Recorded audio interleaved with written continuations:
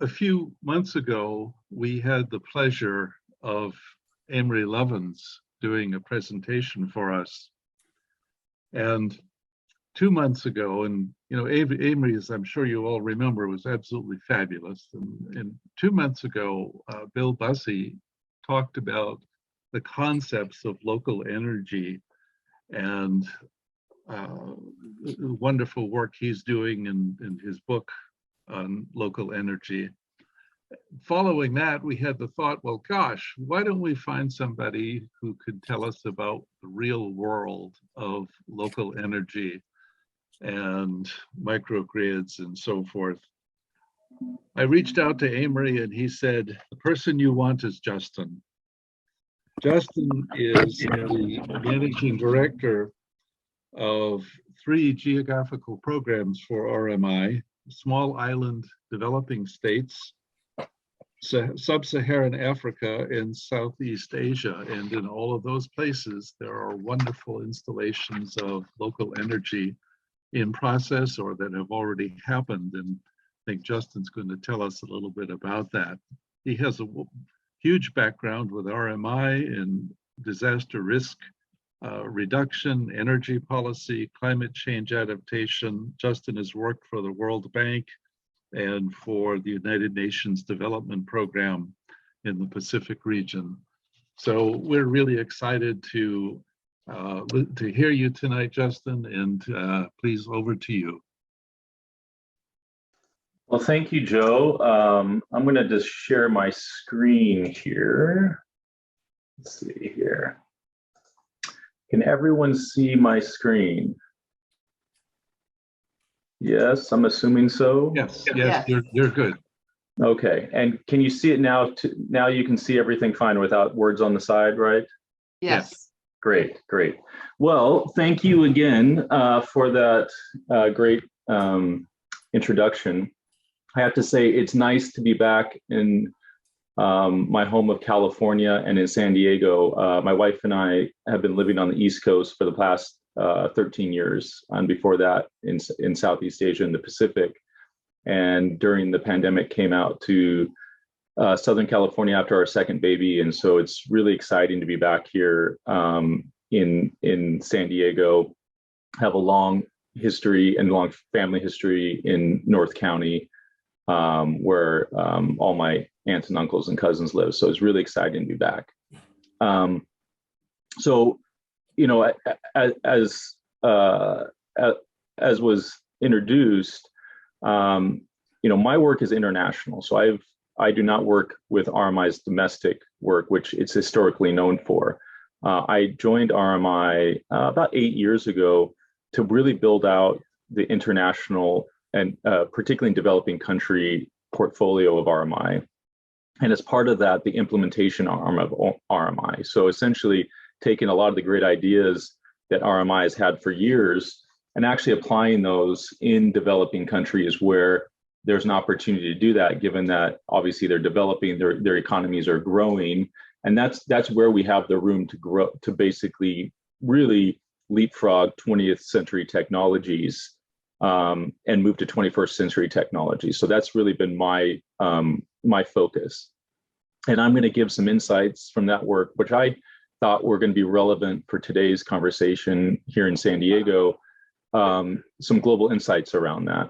But before I do, I want to divert us quickly because something happened in the last week or so, and in the Inflation Reduction Act that will be passed tomorrow by Congress. And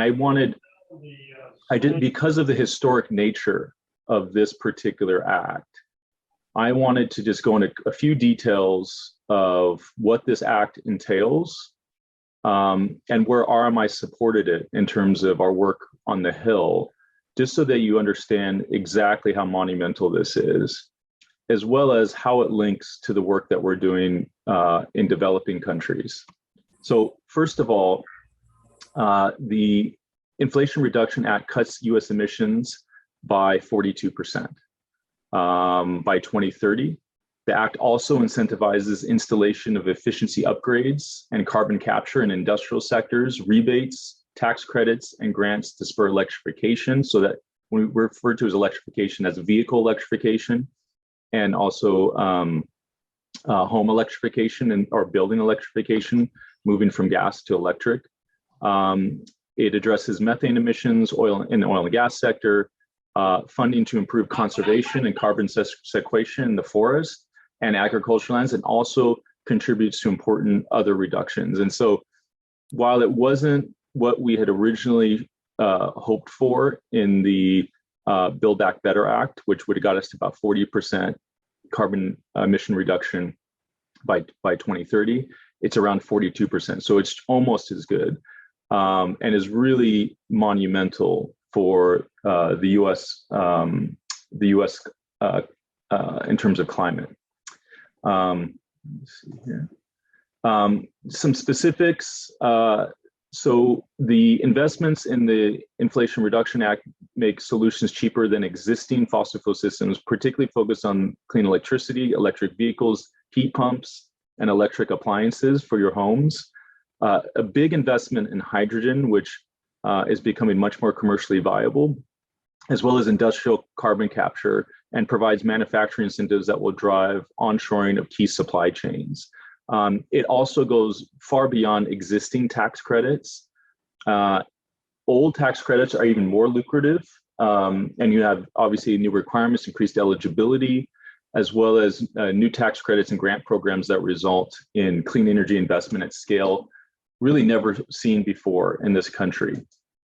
The dark blue components are areas where we specifically worked with Congress. And when we say Congress, Joe Manchin and his team in the Senate, my colleagues, to influence and ensure that the bill was impactful.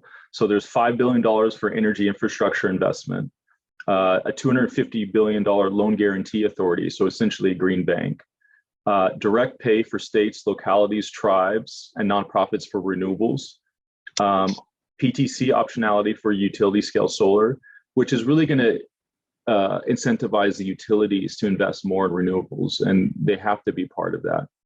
I would say the expectations from everyone should increase from your representatives, from your state, your city council, CEOs, churches, schools, those who represent you in a public way.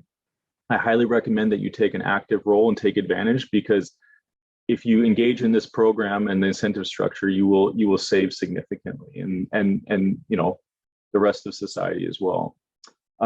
It also, on the industrial and manufacturing side, includes a hydrogen production tax credit, advanced manufactured production tax credit for battery, solar, and wind, which will move manufacturing here to the U.S. for these new clean energy technologies. It also includes methane emissions reduction and a methane emissions fee, which is, as you know, methane is the largest contributor to climate change. And so obviously a host of other impactful programs that are going to be part of this. It also, in terms of existing tax credits, so it keeps the new energy efficiency home tax credit, including for heat pumps, the residential energy efficiency tax credit, the energy efficient commercial buildings deduction. It also creates new programs for high efficiency electric homes for rebates, and that's also going to be tailored to low and middle income households.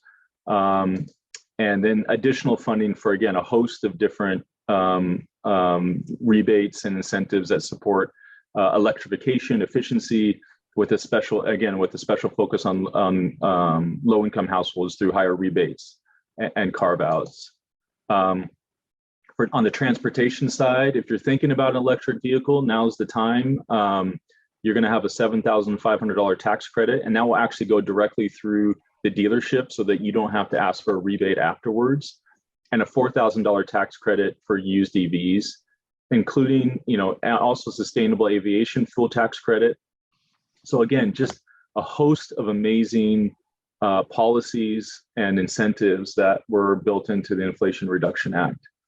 So, you know, this leads me to my, you know, we're talking about developing countries is, why is the Inflation Reduction Act pivotal for the global energy transition? So, having worked globally, countries around the world who are developing for the first time want to leverage their natural resources. And when they see the US, and China, arguably the two largest emitters in the world, not taking action on this, it really provides other countries no moral or economic incentive to do so. One, because we have to mature supply chains globally. Obviously, the biggest consumers are going to help do that. So, I managed a very large program in Indonesia, and they often talk about which is obviously the largest consumer of coal, where they say the U.S. is very hypocritical in trying to push us to decarbonize our coal at the same time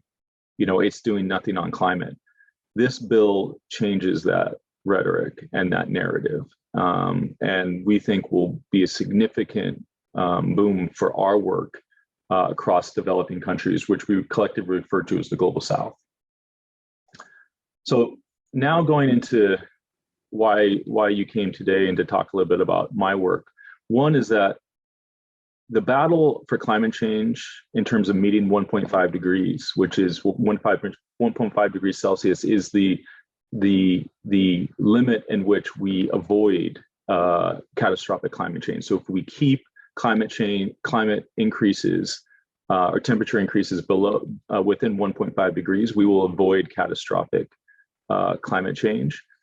And again, that battle will be won or lost in the global South, in developing countries. Why? Because these countries are industrializing for the first time. This is where over 70% of emissions are expected to come from by 2030. And we want to ensure that they don't follow the same pathway as we did by locking into high intense fossil fuel production and utilization. So we want to avoid that.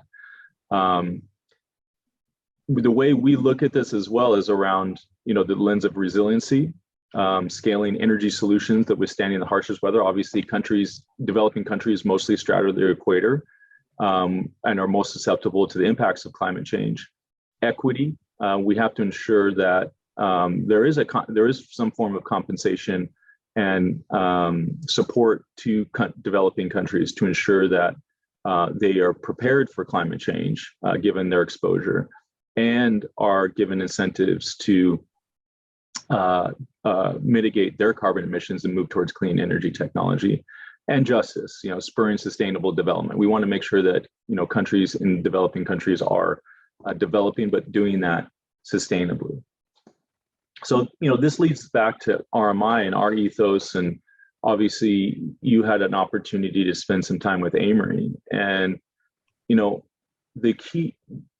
Why RMI is so well positioned here to play such a critical role in developing countries is because of Amory's original vision of the soft energy pathway. And so for those of you not familiar with that, in 1976, Amory Levins wrote The Energy Strategy, The Road Not Taken, which outlined his hypothesis for a soft energy pathway for global security. So essentially, at a time where the entire world had moved towards centralized fossil fuel energy systems with long transmission and distribution to where businesses and people consume it, that a decentralized energy pathway would be both cheaper and more energy secure, right? And obviously we're seeing that in the context of Ukraine and the implications of global supply chains, particularly on Europe, but globally, because of that reliance on foreign fossil fuels, and that would be the ultimate form of energy security.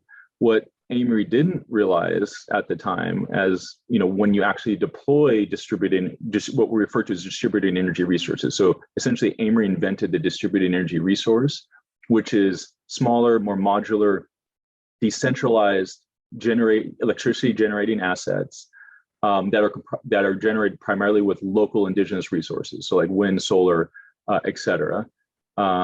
He invented the distributed energy resource, but that form of electricity system architecture would not only be more energy secure and cheaper, it would actually be a much more resilient, both economic and climate resilient pathway towards energy production, but also lead to better health outcomes, better economic outcomes, right? And for many countries, there's 1 billion people in developing countries without energy access. It is also the ultimate form of energy access. So in my role at RMI is to apply Amory's vision of the soft energy pathway in the developing country context to basically spur an alternative pathway to the one that we in the West have followed around centralized fossil fuels towards a more distributed clean energy system architecture. And so really, that's really the core of what I'm going to talk about today. So again, we talked a little bit about there's a global bias towards centralized fossil fuel generating assets. There's a need in developing countries, a need for energy access and obviously growing economies. And the soft energy pathway is the optimal way to achieve that for many different reasons. So in our Caribbean work, we use that mostly for climate resilience. So essentially, for making more resilient energy systems. In Africa, it's about economic resilience as well as climate resilience, in addition to energy access, rather than extending the grid to rural communities, as we've done here in the United States. You just basically you distribute your generation on site and don't have to do costly transmission and distribution. And then in Southeast Asia, it's all of those things, in addition to undermining future lock-in of fossil fuels, right? So the more distributed energy, clean energy you have on the grid, the more it undermines the economics around centralized fossil fuels. So this is why it matters. Now, in looking at today's presentation, I was trying to figure out, okay, what learnings and insights from our work in Africa, in small islands, in the Caribbean and Pacific, in Southeast Asia, Vietnam, Philippines, Indonesia, what would be relevant for the San Diego, Southern California context? And so what I pulled for that is we are, obviously through the deployment of distributed energy resources, providing really incredible insights for here in the United States, Southern California, around resiliency. So the role that distributed energy resources play in enhancing energy system resiliency, equity. We've learned, and if anything, the last 4 or 5 years in terms of our politics have taught us is that, inequity anywhere in society stalls progress, and that it's not just as important, if not more important, in terms of the goal of what we're trying to do in terms of reducing climate emissions. But it's more important about how we get there and ensuring that the benefits of the clean energy transition are equitably shared among all income streams, as well as rural and urban, or else that will essentially stall progress. And then the last part is around utility business models, is innovative business models that we've been testing in the countries where we work that could potentially be replicated here in the United States. And that's primarily because most of these countries are working in unregulated markets where there's more opportunity for innovation. We're not held back. They're not held back by very rigid regulatory frameworks, and so we're able to innovate more and inform how regulation can be augmented here in the United States, and as well as in business models. In terms of our just overall approach, in terms of how RMI operates, and just so you know, we have close to 100 people spread across 13 countries in my program across 3 major continents. First, we focus on upstream inclusive energy planning. So looking at what is the optimal system architecture and the combination of generating assets for a specific jurisdiction or location, right? So looking at a city, looking at a community, looking at an island, and what is the optimal mix of wind, solar, existing fossil fuels, energy efficiency for that specific location that will lead to improved development outcomes and health outcomes, economic outcomes, at lower cost, and also a more resilient system. Then we actually directly work on developing projects all over the world. and have significant amount of experience working with these projects in terms of what it takes to get them done. Then unlocking, capital flows so that more capital, particularly private capital, can flow into these projects to scale them more broadly. And then a big piece is around energy leadership and workforce development. I don't care if you're in Nigeria or the United States. We currently do not have the workforce to build the new infrastructure of the future, the new clean energy infrastructure of the future. And so how do we not only repurpose the workforce from existing fossil fuel industry, but how do we bring new young people into the workforce to really drive the amount of infrastructure that we haven't seen in this country for over 70 years, comparable to the Green New Deal, which is what it's going to require for us to meet our climate goals. So starting with energy resiliency, and again, lessons that we think can be extrapolated from our work globally to here locally, is around this distributed energy system architecture. So we started with the hypothesis that energy systems that are more distributed and utilize local clean energy resources are more resilient. That was a hypothesis that we had, that we moved from centralized to distributed, fossil fuel to renewable, and imported to local. That would lower costs, increase resiliency, limit climate impact, and actually create jobs. And that resilience must be considered at the systems level as a way down to the asset level. So we have to look at resilience in terms of our planning process, but also where we build these new assets and how we build them. So these were kind of things that we started with in terms of our hypothesis that we've actually proven now. And I'm going to talk a little bit about that now. So first, while grid-tied distributed renewable energy resources can increase exposure. So when I say increase exposure, so risk is defined by exposure plus vulnerability equals risk. So the conclusion we found was that obviously the more assets that you proliferate on the grid, you increase your overall exposure, right, of your infrastructure assets, but you so significantly increase your vulnerability of the system that it overall reduces risk. So and I'll talk a little bit more about that, right? So first, having a distributed energy, first of all, what we learned through this exercise and through actually deploying this, where we've done, several different islands and countries, is that a centralized fossil fuel system, one that you and I currently are connected to, is inherently inequitable, in that the further you are away from where your power is generated, the more likely you are to have disruption to that power and for longer periods of time. And that's just because it has to go longer distance over transmission and distribution before it gets to you. So there's more opportunity, right, for have a disruption anywhere in that system. Unfortunately, that often is exacerbated with lower income individuals and families and communities, because they tend to be in more rural areas. And so inherently, a centralized fossil fuel grid system is inequitable.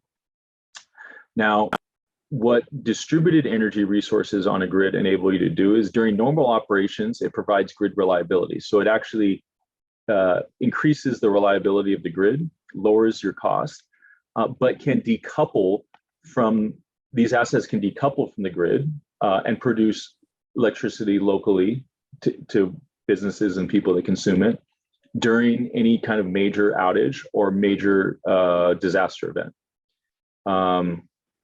They provide the enabling infrastructure to deploy electric vehicles. So electric vehicle charging and distributed energy resources really go hand in hand. They also reduce the risk of single point of catastrophic failure. So we were involved in redesigning Puerto Rico's energy system. And what happened in Puerto Rico was that you had all your power generation isolated in one location. That location then took a direct hit, right? Which then obviously caused the system to go down for about 6 or 7 months. If you distribute that generation, you do not have a single point of failure. In addition to that, centralized fossil fuel systems rely on imported fossil fuels, right? And so it puts your ports, your entry-level infrastructure, at risk as well, right? To a single point of catastrophic failure. So, as climate change increases, obviously that expresses itself here in Southern California and California more broadly in the form of fire risk, which we've already seen the impacts of SDG&E and PG&E, and a decentralized system will inherently build resilience around that. So I'm going to talk a little bit about how we go about this. So essentially, we work with utilities, regulators all over the world to go through a planning process to better understand what are the optimal distributed energy resources in the form of wind and solar and micro storage and microgrids, energy efficiency, et cetera, that can be interconnected with the grid that achieve a number of different objectives. Obviously, lowering the cost of electricity is always the primary, improving reliability at times, and then obviously including looking at resiliency as well. And we look at that in terms of different whether we harden certain elements of the system, we create more modular elements of the system, more distributed elements of the system, and more centralized. What we've consistently found is that utility scale renewables, so these are utility owned renewables on the grid, and microgrid capable, so distributed energy resources in every single scenario, whether we're in Southeast Asia, the Caribbean, or in Africa, reduce the cost of generation. So they reduce the cost to the customer for the electricity that they're paying while increasing reliability and improving resilience. The next is that, as we start to decentralize our energy systems and these assets become part of the natural landscape, which we're already seeing, obviously, in Southern California, we have to ensure that we locate these assets in safe places, that we understand what the local hazards are, and do physical planning exercises around them. So, we use different tools that we use to understand both structural risk in case that we're decentralizing these new assets on large structures, or obviously looking at local hazard risk when we're putting these assets in specific locations where they may be vulnerable to flood, landslide, fire, et cetera. So these all have to be factored in as we decentralize our energy supply. Next is that we have to then design and construct these assets to withstand those local hazards. So one way that we've done that in our work is that if you remember the hurricanes of 2017, obviously the ones that hit Puerto Rico, but they hit several other countries. These were 2 Cat 5 hurricanes within 10 days of each other. Several ground mount solar PV installations took direct hits from these hurricanes, so Irma and Maria. What we found was that several of them survived without a scratch, and those systems were operating during that storm and thereafter providing emergency power to critical facilities, right? So critical facilities are your telecommunications, your water, your health facilities. And what we wanted to do is understand, okay, why did some systems fail and then other systems survive? And so we did a detailed engineering assessment of about 10 different independent solar PV sites and determined why the ones that took direct hits failed, and then why the ones that were also hit, why they survived. And we found that within a 5% cost premium, so essentially with an additional 5% cost, primarily in labor, because of thorough belting, that you could build these assets to withstand Cat 5 plus hurricanes. You can do this, that you can look at the same analysis, and we've done that in places like Texas with ice storms. Obviously fire risk is very different, unless we come up with fire resistant solar panels, which are being researched right now. But you would have to look at those local hazards again and design for that. All that was produced in the form of a report called Solar Under Storm.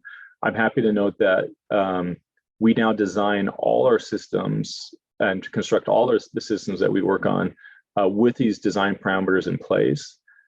Perfect example of where we've tested a lot of these assets is in the Bahamas, which is in Hurricane Alley. This work was featured on 60 Minutes just a few weeks ago, where we've designed, these new assets, and many of them have taken a direct hit from a Cat 5 and survived without a scratch. So one success story of that is that on Nassau, the main island of the Bahamas, they took a direct hit from a Cat 5. It took down their entire electricity system for 4 weeks. The system that we designed and constructed was interconnected to the National Stadium.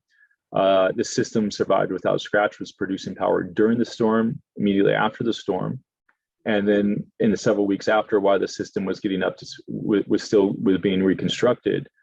And that asset and that solar array powered the National Stadium, which became the national shelter, where many people came to seek shelter. So again, we have to factor in a changing climate as we move to a more distributed system, and we can do that.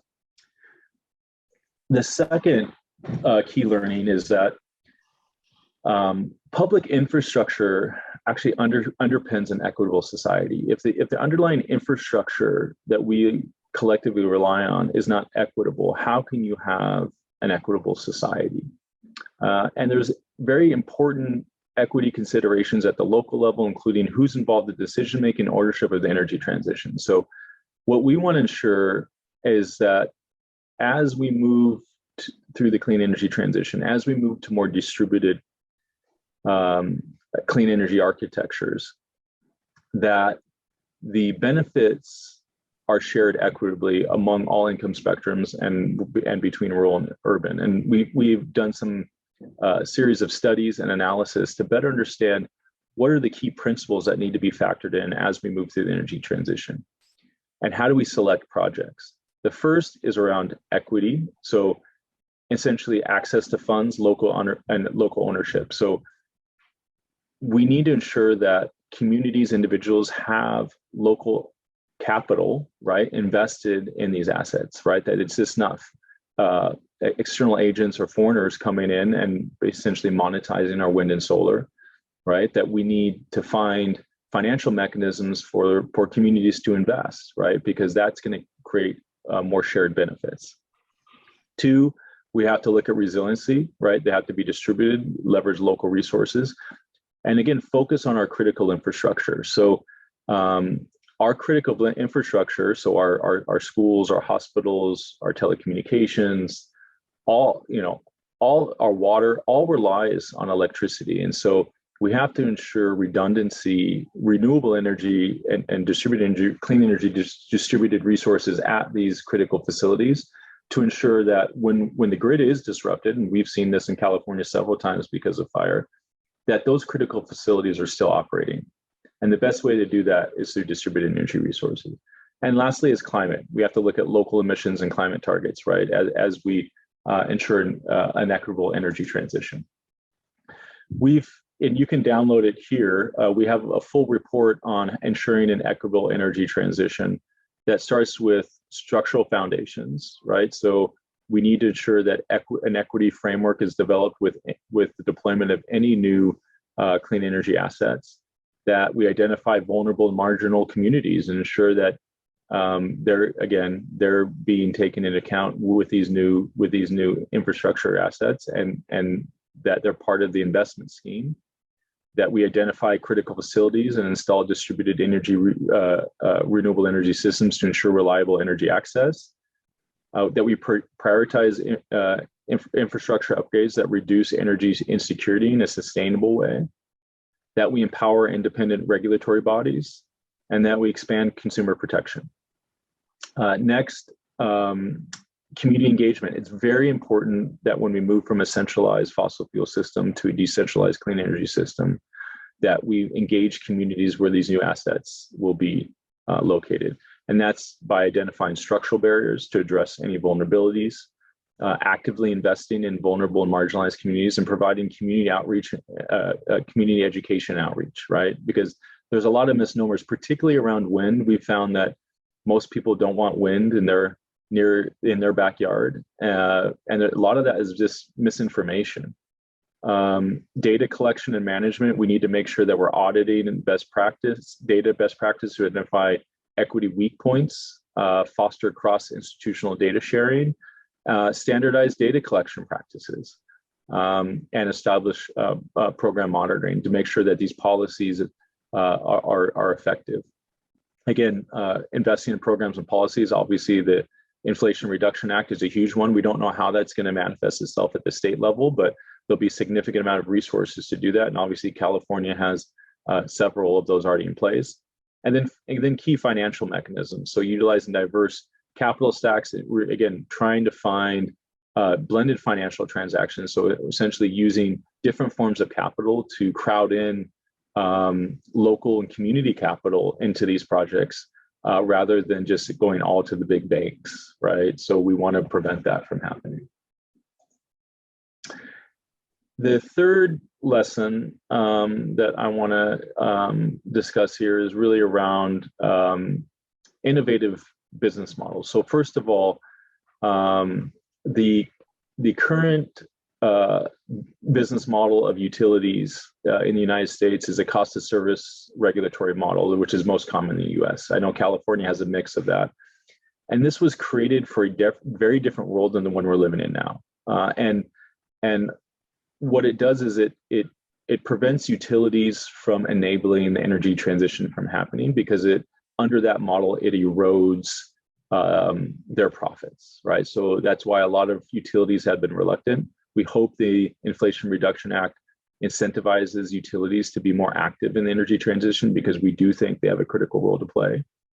But the traditional cost of service regulation prioritize, obviously it incentivizes, rapid electricity system expansion, universal energy access, utility owned and operated large centralized plants, what we're trying to move from, inexpensive and efficient power systems, affordable energy, reliability, and opportunities to earn a reasonable return on capital expenditures. So today's regulatory framework must consider a host of new things. Obviously, energy efficiency and distributed energy resources, things I've talked about, is like, how does the regulatory framework ensure that from happening? Climate change impacts and emission reductions. Obviously, we see SDG&E and PG&E struggling with this. A managed drawdown of fossil fuel resources, environmental justice for disadvantaged communities, grid resilience to natural disasters and threats, grid flexibility to accommodate more renewables, and increase customer choice, right? We have to give customers more options. So times have changed, and the business model, the regulated business model needs to change too, to adapt to that. And I think what's interesting about our work is that many of the countries we work are in state-owned enterprises and have a very weak regulatory frameworks, which causes problems because it hampers confidence in investment. But at the same time, it allows for a lot more innovation. And those are some key things that we've been able to glean. So one, what we've learned is that regulatory reform is not a one-size-fits-all and should begin with an assessment of objectives. So from our work in Nigeria, in Ethiopia, Indonesia, we start with the same set of questions in order to align on what the objectives of the new regulatory framework needs to happen. And that needs to happen within each jurisdiction. So one is, remove or reduce incentive to grow electricity sales. And that can happen in different ways. Emphasize resource technology neutrality and utility planning and procurement.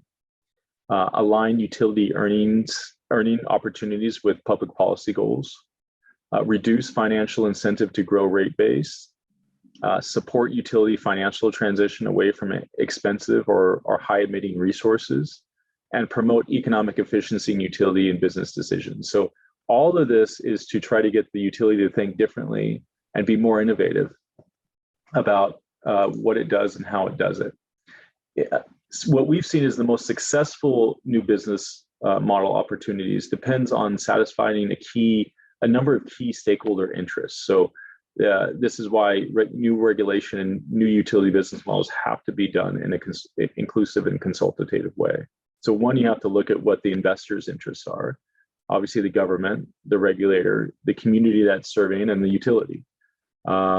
These expanded utility responsibilities and activities have produced new business opportunities, right? So utilities across the world are experimenting with strategies to employ new approaches to distribution planning and procurement of grid services, offering new rate design and pricing options to promote customer engagement and encourage better system operations.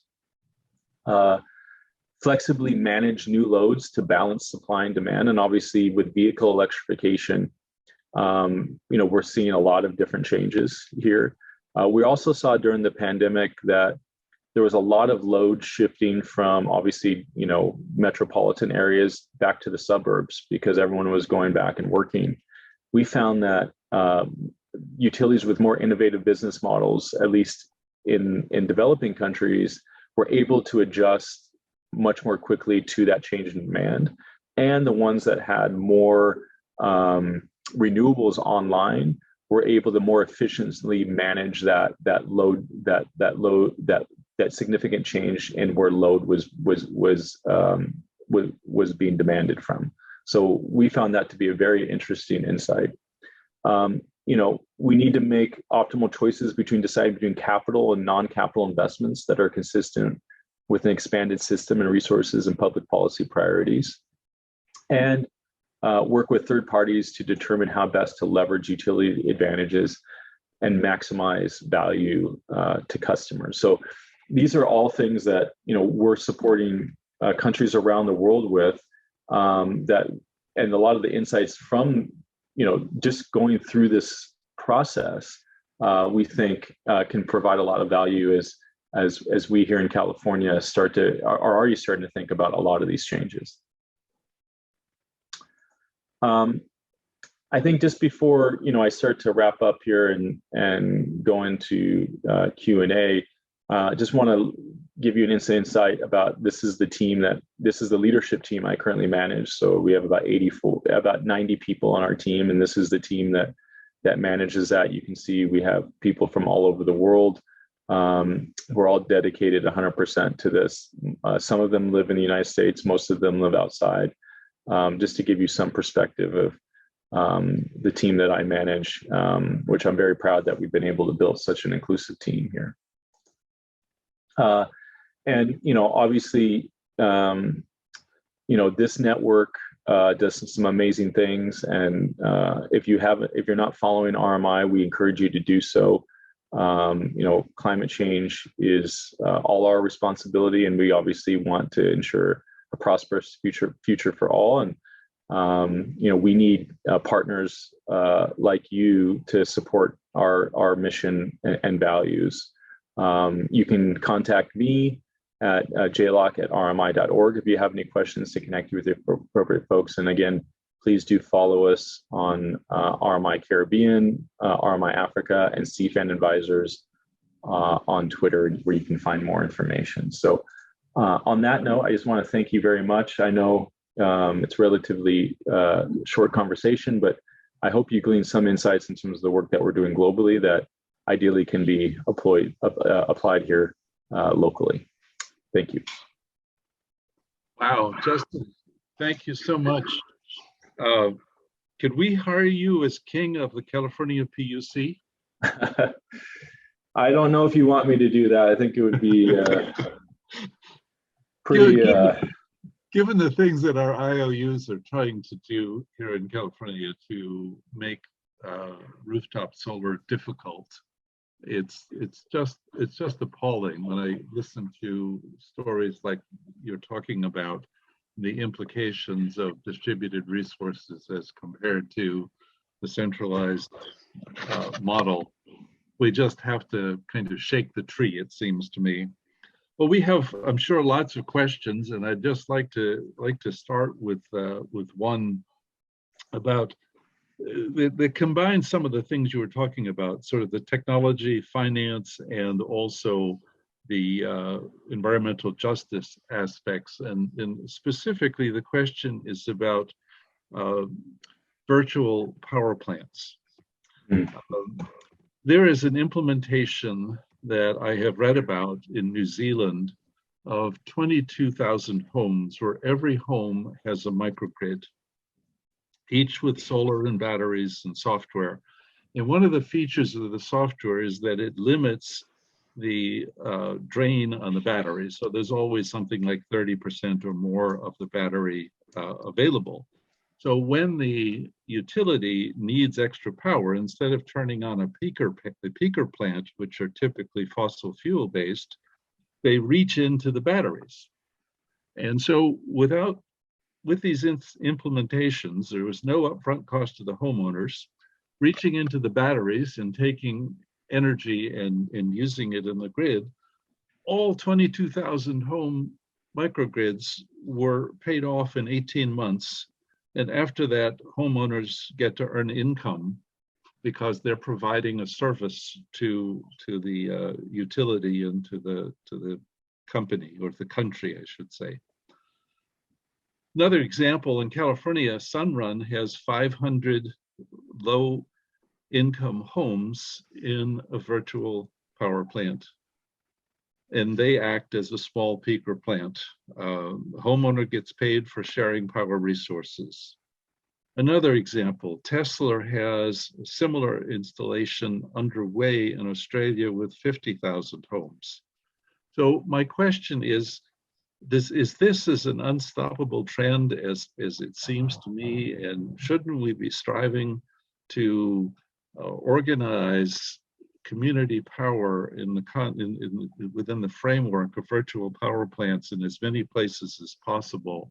Does this sound practice from your experience? Yeah, I mean, absolutely. And we have the technologies, we have the opportunities. It's how we do this. And I'm glad you brought this up, because what we have seen in the how, and doing this all over the world, and a lot of the work in the small islands that we're working in provide these incredible testing opportunities. And obviously the case study that you referenced in New Zealand is very different than like the case study that you mentioned here, in that the ownership model is different. So what we have seen when you get to high levels of renewable penetration, same things you've seen in Hawaii versus same thing you see, in other places, right? Is like there's really two extreme models in terms of utility participation, right? So one model, and that you referenced this in New Zealand, is that the utility owns many of these assets. So the utility would own the solar on your roof, it would own that battery in your house, or at least would have access to that, right? We have found that model actually, in a lot of ways, is cheaper. One, because the utility can buy in bulk, right? You can buy in more aggregate in terms of your procurement, and it more efficiently manages those resources and maintains those resources, and often provides a more equitable service, right? On the other end is that you have a very decentralized, liberalized market, right, where individuals own all these assets, and you have a more robust small medium enterprise, and the utility may own a large battery in your community, of which you sell to that battery and then buy back when you need power, and the utility would rate base that battery. So essentially same technologies, right? But two very different models, right, of how that power is delivered. And what we have found is that whether one community or country goes into more of a utility focused model or utility centric model versus a more private sector model has nothing to do with economics. It's more about the historical traditions and culture of that specific community, right? So communities that are much more entrepreneurial and much more are just more connected to capitalism and growing the private sector tend to not like utility ownership, right? They don't want the utility to own their solar panels on their roofs. They don't want the utility to have access to their battery, right? That's theirs. Whereas communities that are a little bit more utilitarian and things like that are more open to those concepts, right? And so, and then there's the in between, right? Is that the utility can play a significant role while having that robust private sector engagement, right? A small and medium enterprise. And so the question is, what we're struggling with as a community, as a society, is not with kind of the ultimate goal of what we're trying to achieve. It's how we get there. That's what we're squabbling over. And primarily is who gets the biggest piece of the pie and who owns the assets, right? And that is what is preventing right now the economics of the energy transition from happening, is because certain people and certain industries do not want to relinquish power. They don't want to lose revenue. We hope the Inflation Reduction Act incentivizes a lot of those to now engage in the energy transition. But really, a lot of this comes down to cultural preference at the end of the day. So it just another interesting insight that we've seen. We see this in the Caribbean, 2 neighboring islands, same historical background, 2 different models. One, very utility centric. Another one, we don't want the utility involved in anything, right? So it's just an interesting insight in terms of some of our work that obviously I think could be relevant here. Now, doesn't the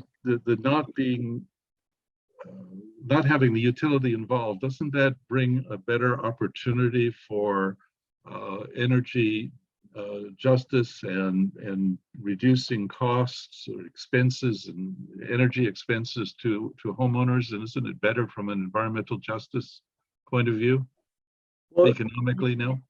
I mean, you remember, utilities mandate is to provide an equitable service to everyone, right? So, I mean, at the end of the day, the utility is responsible for providing power to all its customers. And as I mentioned earlier, utilities have the ability, rather than each individual homeowner buying their own solar panels, right? If you buy a 2 or 3, 4 or 5 kilowatt system for your house, by unit price, that's going to cost you more than if the utility bought 5 gigawatts of solar panels and then spread that over its customer base, right? So again, there's different models. The utility is not perfect, and I'm not advocating for the utility. I'm just talking about the facts around some of the economics. I do think with the private sector model, we do have to think about low and middle income in terms of how they benefit, right? Because they don't have access to capital, and obviously a lot of programs are designed to do that. But it still requires access to low interest capital, which is difficult for low and middle income communities, where maybe utility centric model could work, right? Where maybe the utility leases the rooftop space from you, and you get the same benefit as you would if you own the asset. But again, there is no one size fits all, and you have to look at the techno-economics of the system in the context of the regulatory framework in order to find the optimal solution for each community. So, thank you, Phil.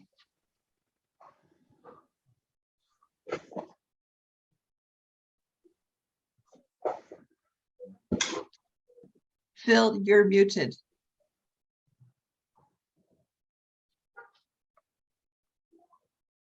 Is that better?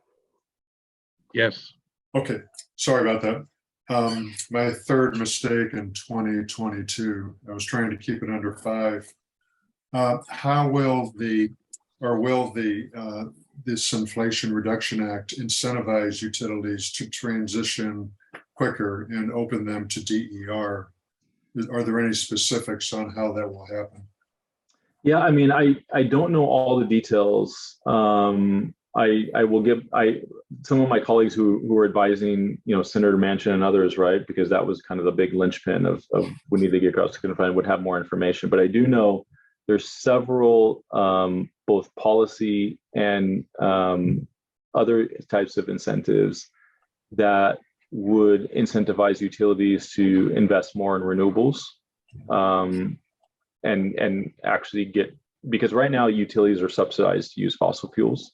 that subsidy would extend and that make the economics cleaner. But I don't have the exact specifics. We just got obviously all the details like this morning. I literally just, last minute I included all that information because we literally just got this last minute. But what I can do is I can put the link in to RMI's website where we actually have all, like basically our take on this, and you can read through that. But what I hear from my U.S. based colleagues is that the IRA is really groundbreaking, not only in terms of the funding, right, it's going to do, but really the policy and other incentives that are embedded within it. Thank you. A number of our local school districts have microgrids with power purchase agreements so that they basically reduce their cost and get all the benefits, their power costs, and get all the benefits of the microgrid from the resilience and guaranteed uptimes and so forth. Is this a model that makes sense to you to pursue for our community choice aggregators in terms of building community power systems for apartment dwellers and lower income folks? No, I mean, absolutely, right? And the more, to your point, I think more you can aggregate, the better the economics become, right? So the more you work with your neighbor, the more a community comes together to invest collectively, the better the economics become. So yes, and I'm just going through the questions now. So aren't we talking about micro? So distributed energy resource, a form of a distributed energy resource is a microgrid, but a distributed energy resource could be just a battery. It could, a large battery energy storage system. It could be just a solar. It could be, but microgrids tend to be both solar and a renewable source. So solar and wind, solar and battery storage, et cetera. So microgrids are a form of a distributed energy resource. And Joe, I don't know if there's several questions in the chat. I don't know if I can, you want me to start answering those as well? Yeah, go for it. I want to be equitable to, let's see here. Question, Amory and Mark Jacobson both agree we don't need dangerous nuclear with smart grid. Yes, Steve. Yeah, nuclear is a really interesting one. Obviously, it's one that Amory is, Amory has a very strong opinion about, obviously.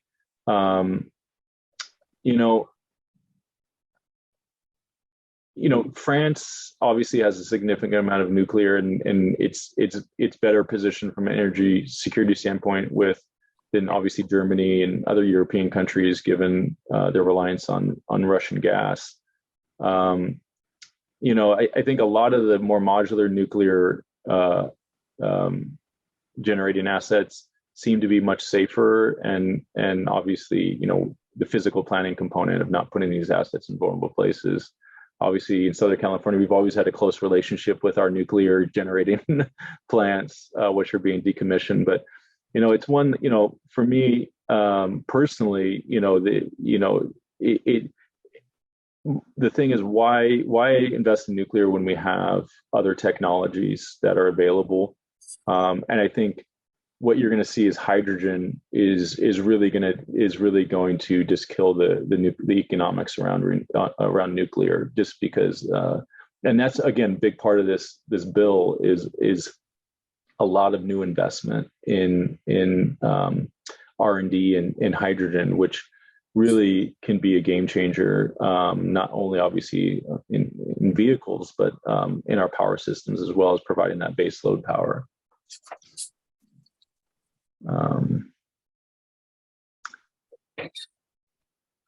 Are wind turbine fields inherently utility scale? So we work with a lot of different, so again, we consider wind turbines a distributed energy resource. Wind has a key role to play in the energy mix.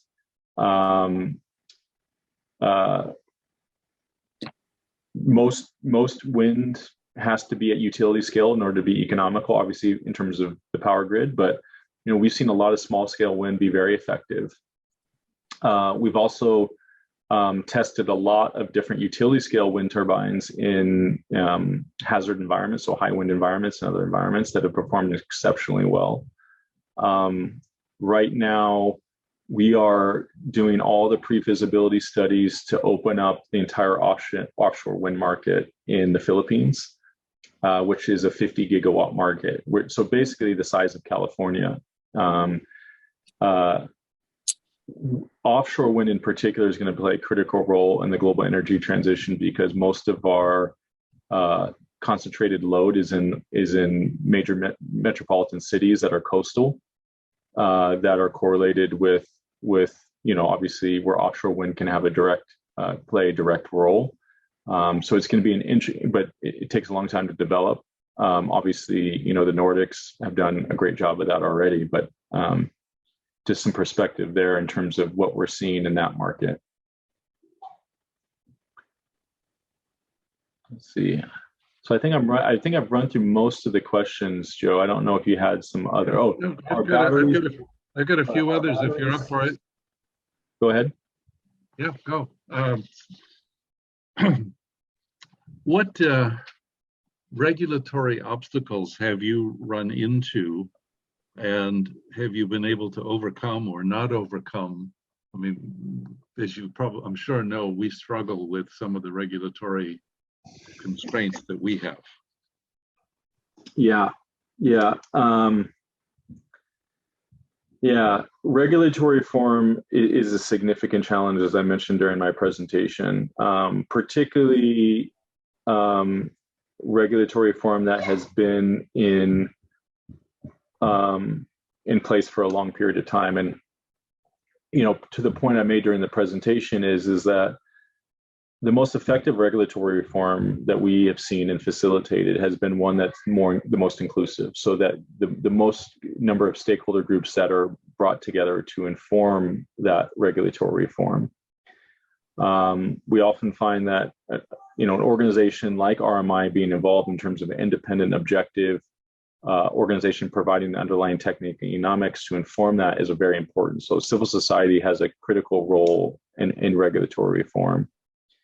I think, the challenge that we've seen primarily with regulatory reform or new regulation is that a lot of it, particularly around the clean energy transition, is somewhat conceptual. So it's looking at technologies in the future and whatnot, and it has to be very adaptable, right? As we go through the transition, because we don't have all the answers, particularly as we get to higher levels of penetration, the impacts on the customer, impacts on the utility, et cetera. So I think, the challenge that we've seen again is looking at regulatory reform in a too long period of time. So it has to be much more, we try to make it more adaptable and more focused on 5-10 year increments without obviously impacting private sector investments. So the worst type of regulatory reform is where you provide, a feed-in tariff or something like that. Then the private sector goes and does what it does, and then you change the game on them, right? That's the worst type of regulatory reform. So we need to make sure that it's thoughtful and inclusive and doesn't benefit kind of one stakeholder over another. So I know I'm speaking in somewhat general principles here, but I think those are very important and often not followed, unfortunately. Yeah, maybe I could offer a specific, interesting example. In Australia, there is a brewery that, like the New Zealand example I was giving, periodically needs additional energy in their brewing processes, has agreements with some of their customers, reaches into the batteries on their home systems, retrieves energy to do their brewing, and pays their customers with beer and wine. So this is a peer-to-peer or customer-to-customer transaction where the utility isn't directly involved. As far as I know, that's illegal everywhere in the U.S. What do you think of that as a model? Yeah, I think it's really interesting. We've also seen models where I've seen a model where, you know, the utility has a significant amount of renewables on the grid, and, you know, rather than storing that, you know, investing in a lot of battery energy storage to store it at night, right, to meet demand during the evening times when the sun isn't shining, they leverage it to, you know, they use it and deploy it with their desalination plants, which obviously California needs to think considerably about, right? And converts that into drinking water, which then they sell as an additional business line through bottled water. Justin, sorry to interrupt you, but I was noticing that Darlene had a question that was along the same lines on this. She was asking about vehicle to grid systems and parking structures of major employers or venues. And she wanted to know if there's any provisions included in this. And also she had a question about what your thoughts were in repurposing the retired EV batteries in a systematic way. Yeah, so both great questions. So one huge, we are huge fans of repurposing the built environment for distributed energy resources, right? So that's, that's commercial real estate, rooftop, and car parks are a great example. All our car parks should have overhead solar, right? We see that in a lot of California, and that provides incredible, direct access for vehicle charging. It's something that we include in a provision and all the work we're doing. We're working in Bermuda right now. So in Bermuda, which has no available land, we've just repurposed 30 sites into one aggregated 7 megawatt solar project that will convert all car parks in Bermuda, if anyone's ever been there, to solar car park canopy, which will be really fascinating. And they'll be the first country in the world to go 100% electric for all public transportation. So all 165 buses will be electric and will be used as part of grid management. So this is some of the really cool experiments that we're having.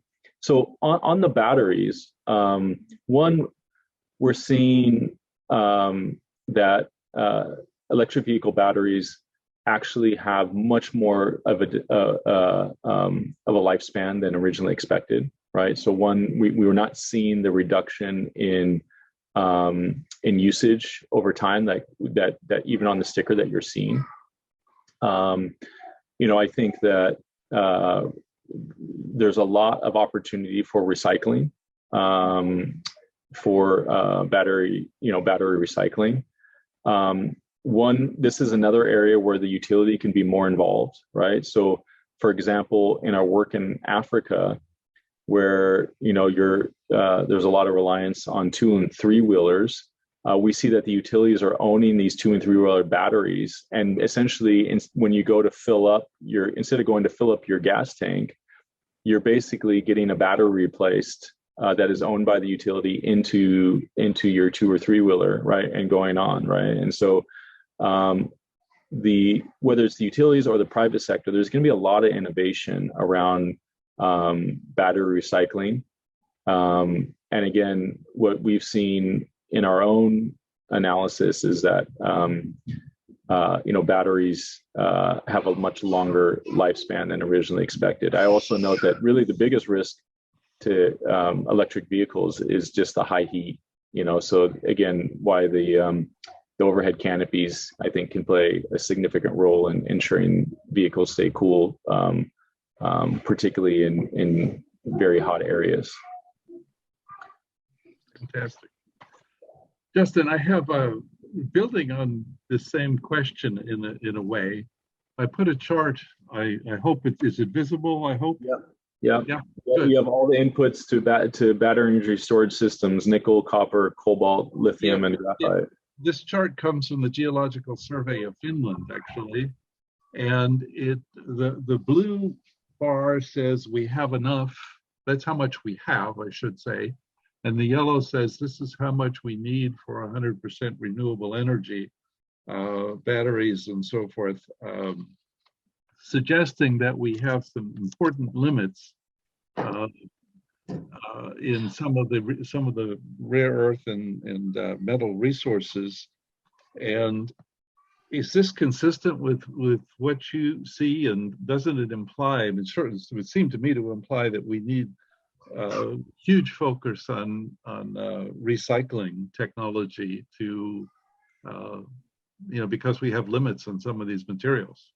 Yeah, I don't know what the assumptions are in this, but I mean, it wouldn't surprise me, right? I think that not only that, right? Obviously, the recycling has to play a critical role, but new technologies, right? As we go through the transition, is that batteries are going to play a significant role in our power systems and in our vehicles, but hydrogen in the long term is probably probably play a much more significant role, right? In the renewable energy transition that will reduce the demand for batteries to allow batteries to play a much more strategic role, both in terms of our power systems and our transport and our vehicles. But I'm sure you should have some of my colleagues on from our mobility program, because they'll get on all the details on this and be able to provide. And I can definitely point you in the right direction in terms of some of the studies we've done. But I think what the message I don't want to send is that this prevents us from taking the necessary steps now, including investing in electric vehicles. Because of we're worried about the limitation of those scarce minerals 20, 30, 40, 50 years from now. Mm-hmm. Good, thank you. But this then also opens the question, and perhaps our new law addresses it to some degree. Congress seems to be wanting to, that 70% of renewable energy components or solar panels and batteries and so forth are manufactured in China, which suggests a significant global tension in the marketplace. Does our new bill address this in constructive ways? Yes. So not only the new bill, but obviously the previous bill around semiconductors, right? And moving that manufacturing locally, right? We're also seeing so yes, and obviously the previous bill will impact that and play a significant role. I also say that a lot of that manufacturing, and we know this because we're in Southeast Asia, is moving to Southeast Asia from China, right? As labor costs have increased in China, it's moving more into Vietnam, Indonesia, and obviously corporations, conglomerates are playing a significant role, and we're working with them to incentivize renewable deployment. For example, in Vietnam, Lego is going to be opening a factory in Vietnam, and they've predicated or made that factory conditional, which will bring billions of dollars to Vietnam and create lots of jobs, conditional on decommissioning a significant amount of their coal, right? So it's a way where actually corporates can play a significant role in this process. But to your original point, I mean, we're seeing this the geopolitics around this shift slightly as Southeast Asia invests more, and obviously the two bills passed will bring a lot of this manufacturing home to the United States. I would also say that we need to get rid of some of these tariffs on some of the import of these materials, right? Which have really tried the worst type of policy, right? Where regulation where you're trying to support one group and not the other, which is the previous administration did some things around that. And so a lot of our procurement and supply chain, we had to redirect outside the US to avoid those tariffs. Because the cost could be quite significant, because a lot of these things used to go through the United States and take a charge. But when we're procuring large amounts of clean energy components for Africa, for the Caribbean, et cetera, we had to find new supply chains that did not go through the US because of that. So again, just a warning that we can both incentivize, but also we need to be careful with some of the tariffs that we put in place. Fantastic. I only have one more question, and it's kind of you can pass if you want, but the question is, in doing all these implementations around the world, what mistakes have you or your group made, and how did you resolve them? And what words of wisdom would you offer that help us avoid them? Yeah, I mean, I think the biggest mistake I see policymakers make, governments make, municipal governments, community members, is not engaging directly with their utility in the process, right? I mean, where we've seen the most friction and areas where progress is stalled is when there's an adversarial relationship with the utility. I think here in the United States, like, we haven't felt that as much just because of the regulatory framework, and because we're still at fairly low levels of penetration, renewable penetration. So the amount of renewables comparison to fossil fuels on the grid. But as that intensifies, we're working in countries with 40% of their entire energy supply, 50%, 60% comes from renewables. It's really important to have at least an open dialogue with the utility, because they can use tactics that can, not enable, the progress to be made. The other is around workforce. It's really important to ensure that as we invest in this new infrastructure, the new infrastructure of the future, is that we are leveraging local workforce as much as possible, right? That we're getting that capital flowing back into our communities, and not outsourcing a lot of that labor, either to other states or other countries, et cetera. And that has to be a key factor in this. So obviously, that was a huge component of the Green New Deal, right? And that's the type of new workforce that we need to develop, and the type of spirit and inclusive local labor that needs to be included as part of that process. Fantastic. Justin, thank you so much. Phil, Marion, do you have any other questions? Or Marion, do you want to take it from here? I think that this has been a very great presentation, and I was just sort of trying to scan the chat here to see if we had any other questions. And if Justin, do you have time for one more? Sure. Okay, so Jay wanted to talk about offshore wind, and his question was how we can incorporate it into our local community energy programs. Yeah, that's a great question. I mean, the thing with offshore, so onshore wind, I think, is much easier to do that because of the economics and because of just land rights and things like that. When you get to nearshore wind and offshore wind, the problem is scale. So offshore wind, minimum 50 megawatts is usually the minimum to get to get the economics right, and obviously it has a lot to do with the bathymetry, right? So the depth. I think the big thing is just getting awareness and getting community support for these things. We've seen it obviously off the coast, the East Coast, in New England. There's a lot of engagement with local fisheries, with local communities. And that's where you're seeing offshore wind proliferate the most in the United States, is in New England, where there has been an open process, to my point earlier, around equity with key stakeholders that would be directly impacted. Something that we're doing in the Philippines.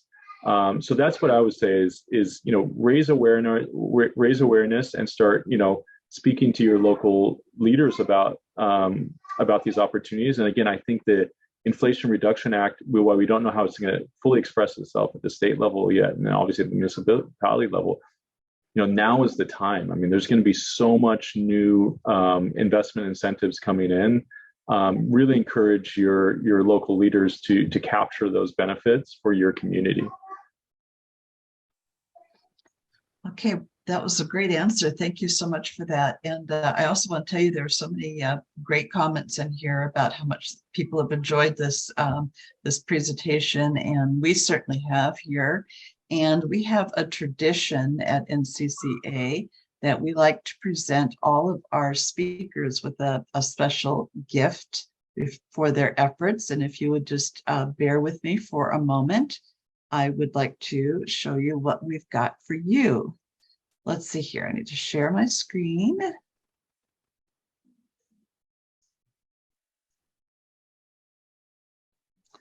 So what we have done in your honor is we have bought you a tree that is going to be planted up here in California in an area that's been burnt out by wildfires. And it's going to be a really cool thing. You can actually go online and look up your specific tree and find out how it's doing. So, and again, we want to thank you very, very much. And I'd also would like to thank our great audience. And it's been a great pleasure. And we'll say goodnight now. And hope to see you again. Excuse me, I just Yes. several people asked about the recording. This has been recorded, and a link will be sent to all people who registered in the next few days. It also will be on the Zoom, not the Zoom, but the NCC Alliance YouTube channel. Right.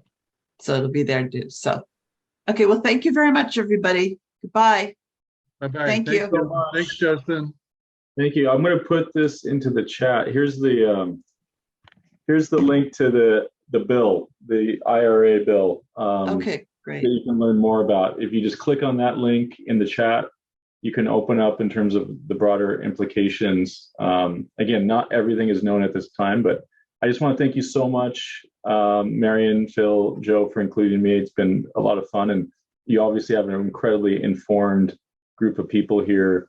Just looking at the comments, you guys are a great local advocates, and now's the time. I have to say, there's in our community, there's so much new energy just in the last week when we thought the climate bill was dead, and that this is so huge, not only for the United States and for California, but globally as well. The world, Yeah, yes, it thank is. you.